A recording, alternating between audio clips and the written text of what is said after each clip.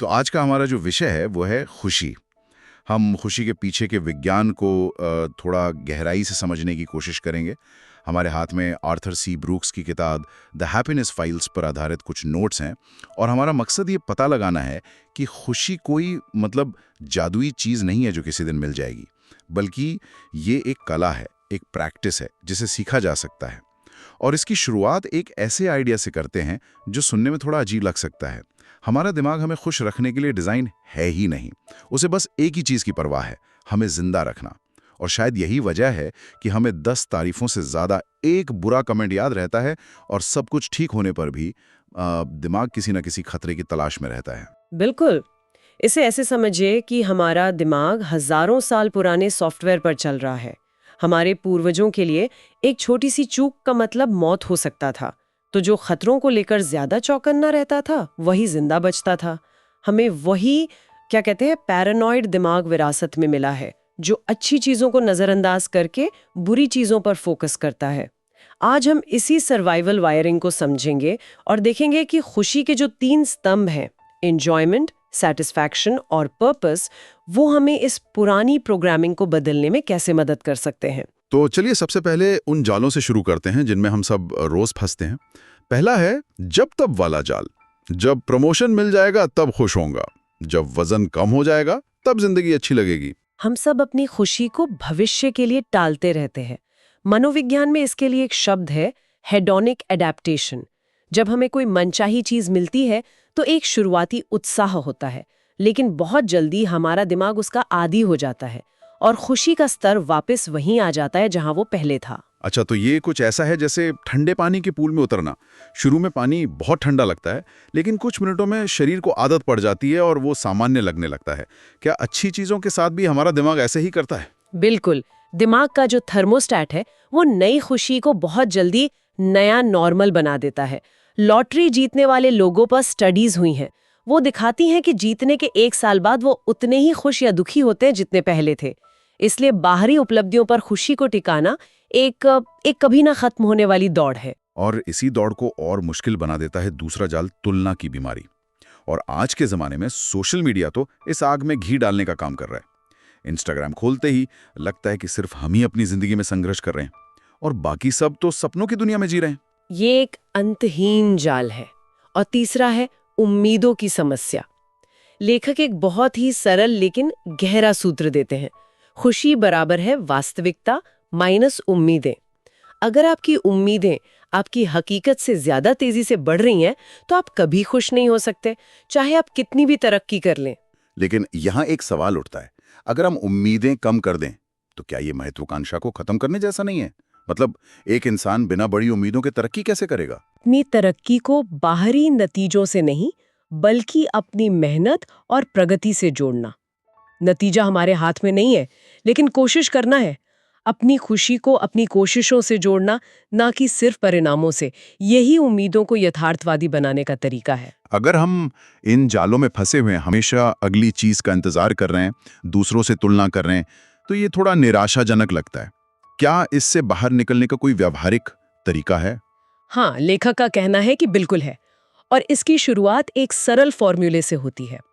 खुशी is equals to E+S+C, यानी enjoyment, satisfaction और मीनिंग या पर्पस।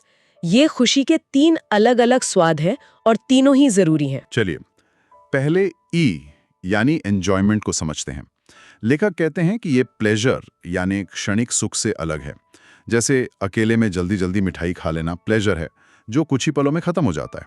लेकिन किसी दोस्त के साथ बैठकर बातें करते हुए उसी मिठाई का आनंद लेना, वो एंजॉयमेंट है, क्योंकि वो एक अनुभव बन जाता है, एक याद बन जाता है। बिल्कुल सही पकड़ा। एंजॉयमेंट के लिए 2 चीजें जरूरी हैं। एक तो जागरूकता और दूसरा साझा करना। जब हम किसी अनुभव में पूरी तरह मौजूद होते हैं और उसे किसी और के साथ बांटते हैं, तो वो प्लेजर से बढ़कर एंजॉयमेंट बन जाता है। अब आते हैं एस यानी सैटिस्फैक्शन पर। ये वो मैंने कर दिखाया वाली भावना है जो किसी मुश्किल काम को पूरा करने के बाद मिलती है। लेकिन जैसा हमने पहले बात की, ये भी स्थायी नहीं होती है। एक लक्ष्य पूरा होता है, थोड़ी खुशी मिलती है और फिर हम एक नए लक्ष्य के पीछे भागने लगते हैं।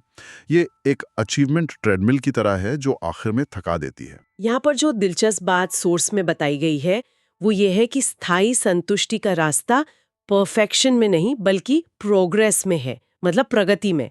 खुद का बेहतर संस्करण बनने पर ध्यान केंद्रित करना, नई आदतें बनाना, छोटी छोटी जीत का जश्न मनाना, ये हमें उस ट्रेडमिल से उतार देता है।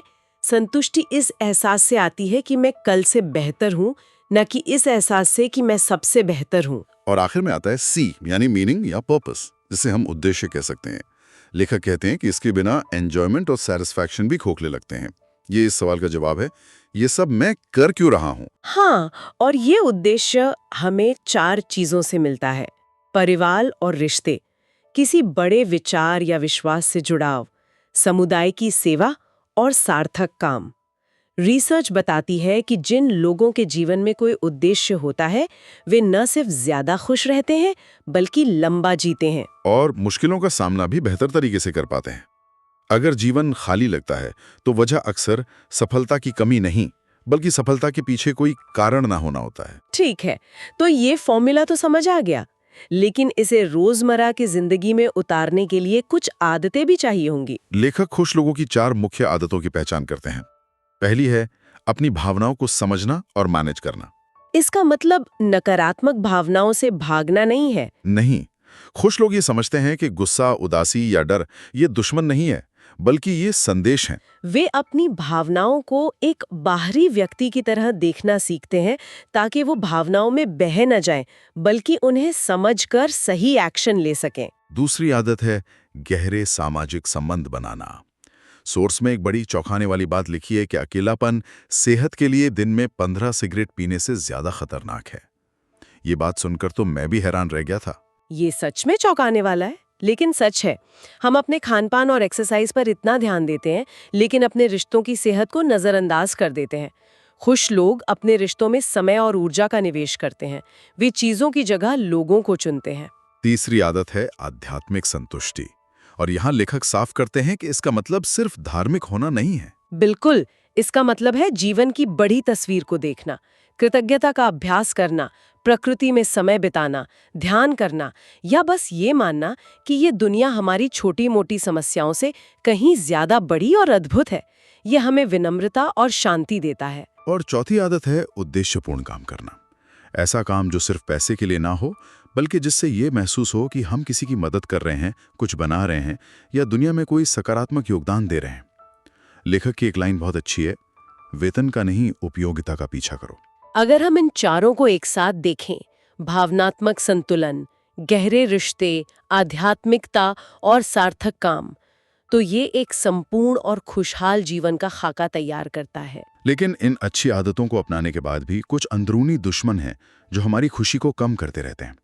लेखक 4 सबसे बड़े दुश्मनों की सूची देते हैं: डर, गुस्सा, अत्यधिक इच्छा और अहंकार। ये चारों हमारी दुनिया को बहुत छोटा बना देते हैं। डर हमें नए अवसर आजमाने से रोकता है। गुस्सा एक जहर की तरह है जो हमें ताकत का झूठा एहसास तो कराता है, लेकिन अंदर से हमें ही जलाता रहता है। और अत्यधिक इच्छा रखना तो इंसान का स्वभाव है। इसके बिना तो कोई तरक्की ही नहीं करेगा। इसमें क्या गलत है? इच्छा रखना गलत नहीं है, लेकिन असीमित इच्छा वो एक लत बन जाती है।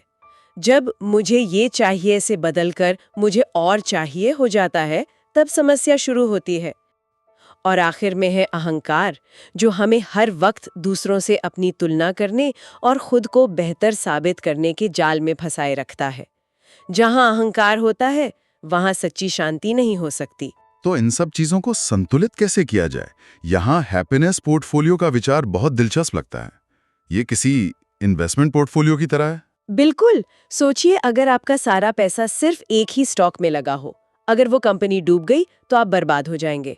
ज्यादातर लोग अपनी खुशी के साथ यही गलती करते हैं।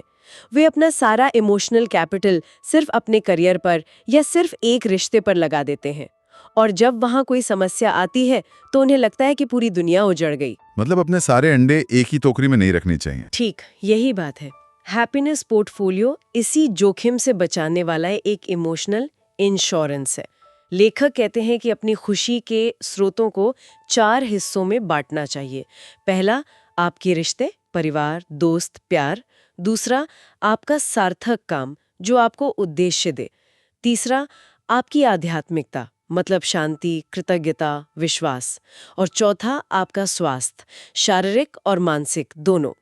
अगर जीवन के किसी एक क्षेत्र में गिरावट आती है तो बाकी 3 क्षेत्र आपको संभाल लेते हैं।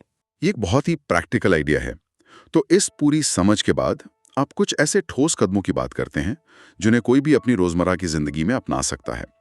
किताब में कई कदम बताए गए हैं, लेकिन 3 ऐसे हैं जो आज के दौर में सबसे ज्यादा जरूरी लगते हैं। अपना ध्यान नियंत्रित करना, मुश्किल काम करना और स्वीकार करना सीखना। चलिए इन पर थोड़ी गहराई से बात करते हैं। जरूर। पहला और सबसे जरूरी कदम है अपना ध्यान नियंत्रित करना। विलियम जेम्स ने कहा था, मेरी हकीकत वही है जिस पर मैं ध्यान देने के लिए राजी हूँ। आप जिस चीज पर बार बार ध्यान केंद्रित करते हैं वही आपकी भावनात्मक दुनिया बन जाती है। अगर आप दिन भर खबरों में सिर्फ समस्याओं पर ध्यान देंगे तो दुनिया खतरनाक लगेगी। अगर आप उन चीजों पर ध्यान देंगे जिनके लिए आप आभारी हैं तो दुनिया संभावनाओं से भरी लगेगी। और दूसरा कदम थोड़ा हैरान करने वाला है, मुश्किल काम करें। हमारी तो पूरी कोशिश रहती है कि जिंदगी आसान हो, आरामदायक हो, लेकिन लेखक कह रहे हैं कि आराम से कमजोरी आती है और चुनौती से मजबूती। यह एक विरोधाभास है। हमें लगता है कि आराम हमें खुशी देगा, लेकिन ज्यादातर आराम हमें बोरियत और उद्देश्यहीनता की ओर ले जाता है। जब हम कोई मुश्किल काम करते हैं, चाहे वो कोई नई स्किल सीखना हो या मैराथन के लिए ट्रेनिंग करना हो या किसी मुश्किल प्रोजेक्ट पर काम करना हो, तो उसे पूरा करने से जो गहरी संतुष्टि मिलती है वो आराम में कभी नहीं मिल सकती। खुशी आराम में नहीं, मेहनत से कमाई गई संतुष्टि में है। और तीसरा कदम है स्वीकार करना सीखना, प्रैक्टिस एक्सेप्टेंस। यहां एक फॉर्मूला दिया गया है, तकलीफ इज इक्वल टू दर्द into resistance, suffering equals pain into resistance. इसका क्या मतलब है? इसका मतलब है कि जीवन में दर्द तो मिलेगा, ये तय है। नौकरी छूटेगी, रिश्ते टूटेंगे, स्वास्थ्य खराब होगा, ये जीवन का हिस्सा है, ये दर्द है। लेकिन तकलीफ तब पैदा होती है जब हम उस दर्द से लड़ते हैं, उसे नकारते हैं या पूछते हैं मेरे साथ ही ऐसा क्यों हुआ। ये हमारा प्रतिरोध है। जब हम दर्द की सच्चाई को स्वीकार कर लेते हैं तो हमारा प्रतिरोध कम हो जाता है और हमारी तकलीफ भी काफी हद तक कम हो जाती है। स्वीकार करने का मतलब हार मानना नहीं है, बल्कि हकीकत के साथ शांति बनाना है ताकि हम आगे बढ़ सकें। तो इस पूरी चर्चा का सार ये है कि खुशी कोई मंजिल नहीं है जहां हमें एक दिन पहुंचना है। ये एक दिशा है, एक अनुशासन है और एक चुनाव है जो हर दिन हर पल करना पड़ता है। बिल्कुल। इसके लिए उत्तम परिस्थितियों का इंतजार करने की जरूरत नहीं है। खुशी के लिए जो कुछ भी चाहिए, आत्मजागरूकता, प्रेम, उद्देश्य और संतुलन बनाने की क्षमता, वो पहले से ही हमारे अंदर मौजूद है। बस उसे सही तरीके से इस्तेमाल करना सीखना है।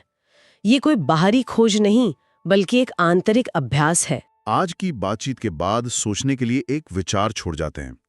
अगर खुशी एक मांसपेशी की तरह है जिसे प्रशिक्षित किया जा सकता है, तो आज इसे मजबूत करने के लिए सबसे छोटा, सबसे पहला व्यायाम कौन सा होगा जो अभी इसी वक्त किया जा सकता है?